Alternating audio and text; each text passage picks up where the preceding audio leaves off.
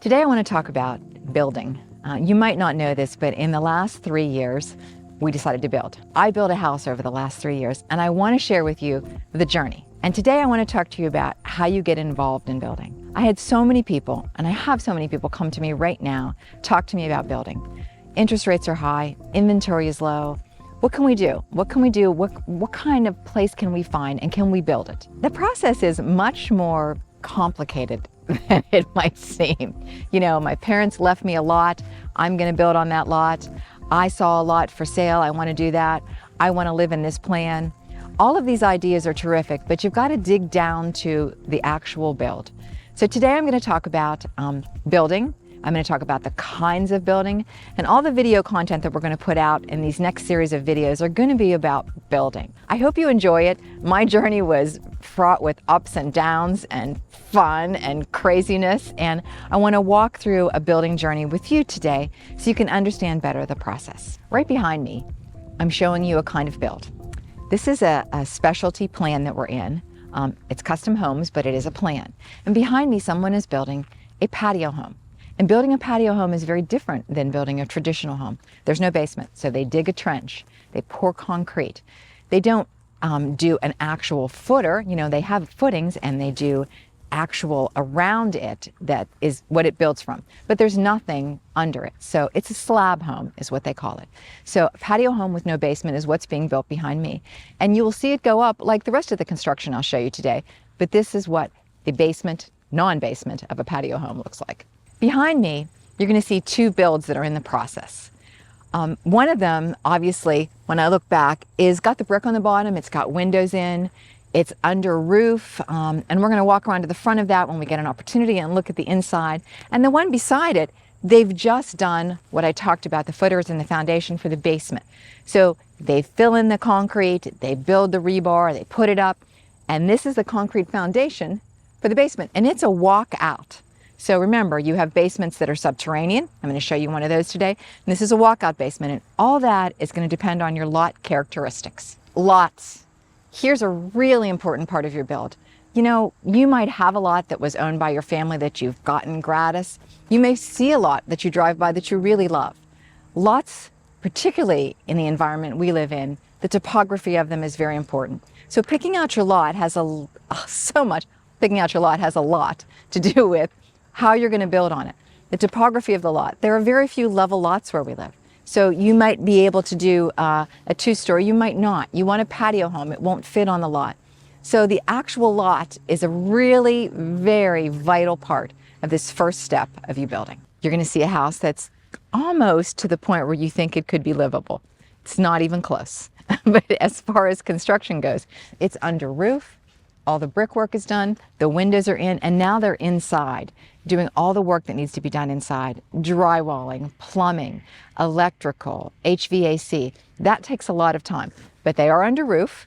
Probably another 4 months before this house behind me, or 5, is finished, because all of the amenities need to be put into it. Now, the other house that just has a basement,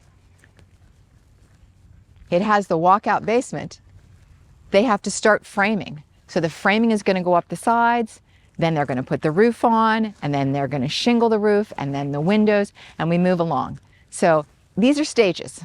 This is a stage that you think looks like it's much closer to being done, maybe even 6 months before it gets to the point where they would consider it being ready for permits, ready for inspections. The house behind me is in a different state.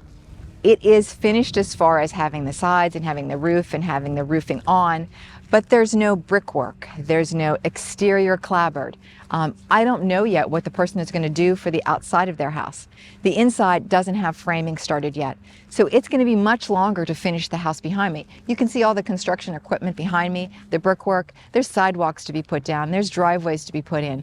There's so many things that go together to finish a house. So various states of construction is what we're talking about. Decisions, decisions, decisions. When you are building a house, the amount of decisions you have to make are incredible. We talked a little bit about budget in an earlier video, about making sure you don't go over your budget for the things you want in the house. But in the process of building the house, there are so many decisions. We're standing in a house that's in the process of being built. And everything that's in here had to be a decision. How many car garage? How many bedrooms? How many bathrooms? Is it a 2-story? Is it a 1-story? What kind of things do you want in the house? And while you're going through the build, every time something comes up and the builder calls you and asks you what you want, you have to be able to answer quickly. Obviously, if you can't answer, he can't move forward. Where are the plugs? Where do you want the laundry room?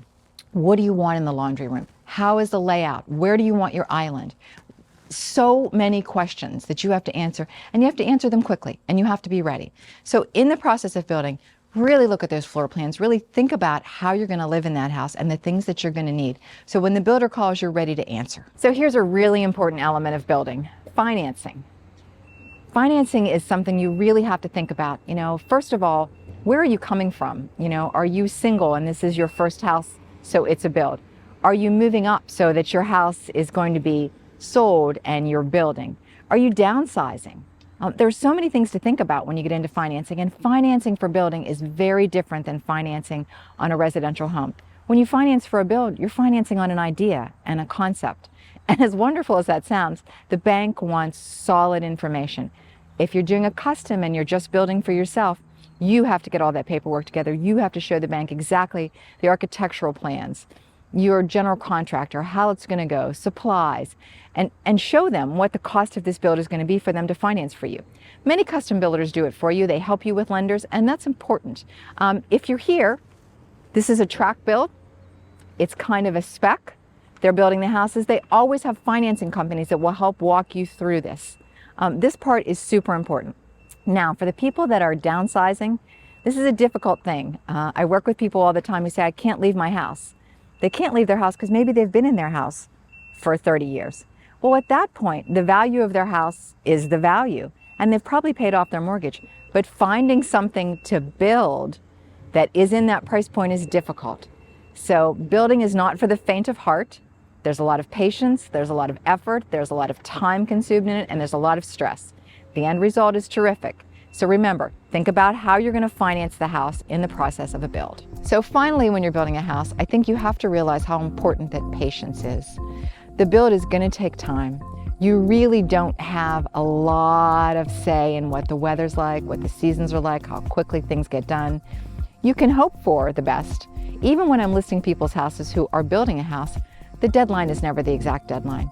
You can't be guaranteed on a specific time, so you have to be patient. You have to expect problems to arise. You have to be ready for what's happening, and it is stressful. It is expensive, it's stressful. Is it well worth it? Absolutely. But as long as you've got yourself prepared for the build, you educate yourself about the build, you understand what you're getting into when you're in the process of it, you can enjoy the ride, because at the end, you will be delighted.